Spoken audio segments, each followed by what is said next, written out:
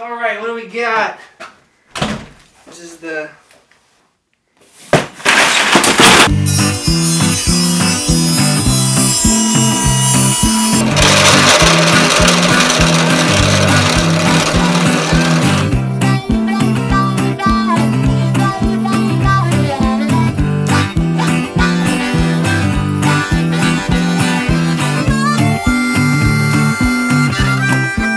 So it's already pretty cool that this build is sponsored by Sapphire and AMD, but it's even cooler that they let me pick out which GPU I wanted. And I went with the 290X because it's wicked fast while balancing power consumption. And this means that I can use a physically small power supply, which gives me more design freedom in the sculpture. If there's one downside to the 290X, it would be the noise, but luckily Sapphire has several cooling solutions to choose from. I went with a Tri-X card, and by the size of the heat pipes and sheer surface area of the fins, I expect it to be whisper quiet. I'm going to be changing a couple things up, just the color really, to kind of more fit into the style of my theme. But man, gorgeous card. So when I was designing this build in the computer, in my head I was envisioning the aluminum parts being bead blasted and then anodized. Leave it there and go anodize it myself, I will, but you guys definitely can sandblast it. Yeah. Well, I know that, hell man, you want to anodize, you know what, I mean, they've got all kind of anodized looks. Yeah. You know, in there, unless you just want anodized. I'm a huge fan of powder coating. It's the process where you electrostatically charge little particles of plastic, which then adhere to your metal parts after grounding them.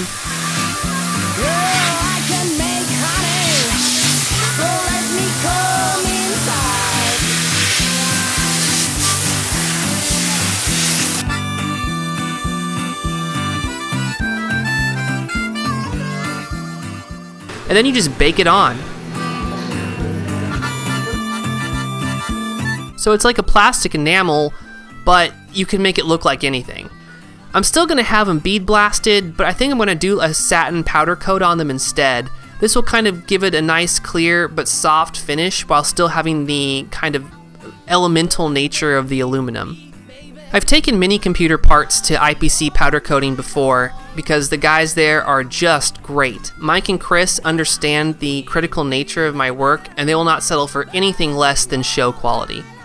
As modders, we want everything to be color coordinated, but we shouldn't really purchase hardware based on colors alone, especially when we can just modify that ourselves. So I'm going to get started modifying this Sapphire card.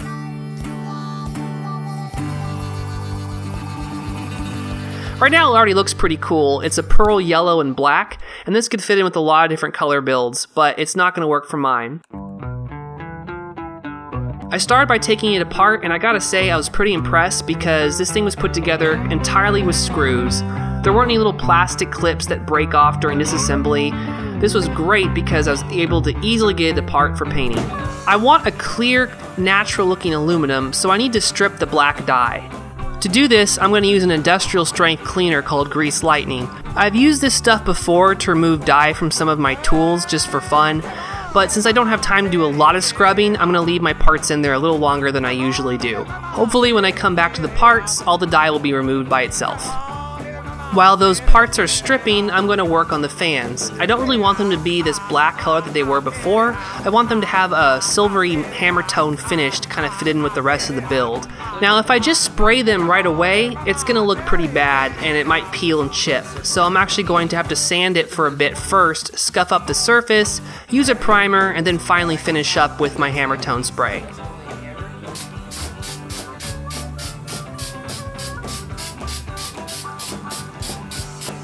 I usually modify power supplies quite a bit to integrate them in the build, but for this reason, and don't ask me why, I actually kind of want it to look like a power supply.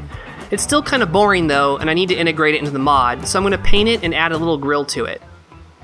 I started by hacking the old punch out for the fan guard first with a Dremel.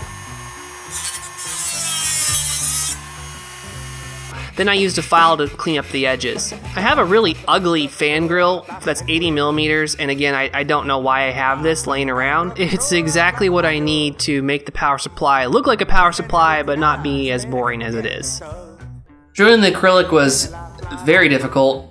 for multiple reasons. Firstly, I was just stressed out over the piece because if that piece cracks, we're done, and that's the end of the mod.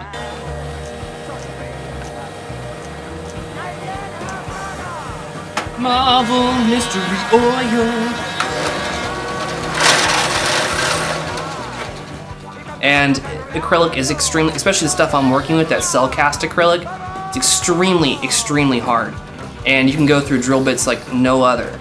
And even with my cobalt drill bits, I had to take it real slow and use lots of lubricant. And if I didn't, it would end up burning the acrylic, and it would make these little swirl marks in it, and it'd be white, and it would just not look good, and I could damage the piece permanently. And I wanted to have it be clear and smooth like glass on the inside of my drill bit, kind of like magnifying the bolt when it goes in. Because this is a main feature of the chassis, is that back part. So lots of oil, kept it cool, kept the bit sharp, and kept the acrylic from cracking. 19 hours. It took 19 hours for the CNC to cut out that bevel. It's a lot of cutting time for that very settled part. And it took me probably 9 hours to set the CNC machine up. It was worth it in the end though. It really takes a completely different life than just a flat board. I mean, a flat board, you know, you cut it out and it's boring and just a board it can just do with a router, but with that bevel, it really makes the piece.